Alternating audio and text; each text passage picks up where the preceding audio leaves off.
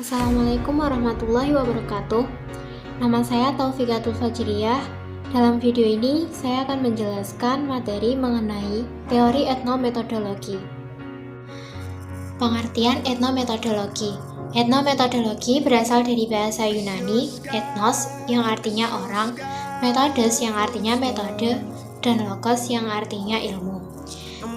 Jadi, secara garis besarnya, etnometodologi adalah sebuah studi atau ilmu tentang metode yang digunakan oleh orang awam atau masyarakat biasa untuk menciptakan perasaan keteraturan atau keseimbangan di dalam situasi di mana mereka berinteraksi. Singkatnya, etnometodologi menyangkut pada kegiatan manusia sehari-hari, khususnya pada aspek-aspek interaksi sosial.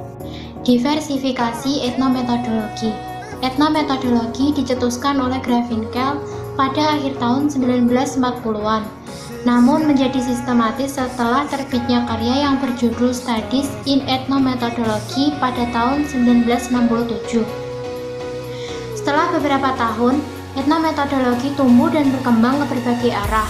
Satu dekade setelah karya tersebut terbit, Zimmerman menyimpulkan bahwa ada beberapa jenis etnometodologi seperti etnometodologi mencakup sejumlah penyelidikan yang kurang lebih berbeda dan ada kalanya saling bertentangan. Beberapa tahun kemudian, Atkinson menegaskan adanya kekurangan koherensi dari studi etnometodologi dan adanya beberapa penyimpangan yang terlalu jauh dari premis-premis yang mendasari pendekatan ini. Dari kesimpulan di atas, dapat dikatakan bahwa etnometodologi merupakan teori sosiologi yang sangat bersemangat, namun memiliki berbagai masalah yang makin parah di tahun belakangan ini. Dikatakan bahwa etnometodologi, diversitasnya, dan problemnya akan semakin banyak di tahun-tahun mendatang. Ada dua jenis etnometodologi, yaitu setting institusional dan analisis percakapan. Yang pertama, studi setting institusional. Studi setting institusional merupakan studi etnometodologi awal yang dilakukan oleh Grafinkel yang berlangsung dalam setting biasa dan tidak diinstitusionalkan seperti rumah. Kemudian, bergeser ke arah studi kebiasaan sehari-hari dalam setting institusional seperti dalam sidang pengadilan, klinik, dan kantor polisi. Tujuan studi institusional adalah memahami cara orang dalam setting institusional melakukan tugas kantor mereka dan proses yang terjadi dalam institusi tempat tugas itu berlangsung. Studi ini memusatkan perhatian pada strukturnya, aturan formal, dan proses resmi yang menerangkan apa yang dilakukan orang di dalamnya. Yang kedua, analisis percakapan. Percakapan adalah aktivitas interaksi yang menunjukkan aktivitas yang stabil dan teratur yang merupakan kegiatan yang dapat dianalisis. Analisis percakapan atau conversation analysis memiliki tujuan untuk memahami secara rinci struktur fundamental interaksi melalui percakapan.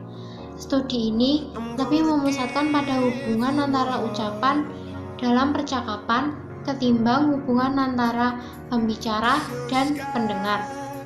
Ketegangan dan tekanan dalam etnometodologi.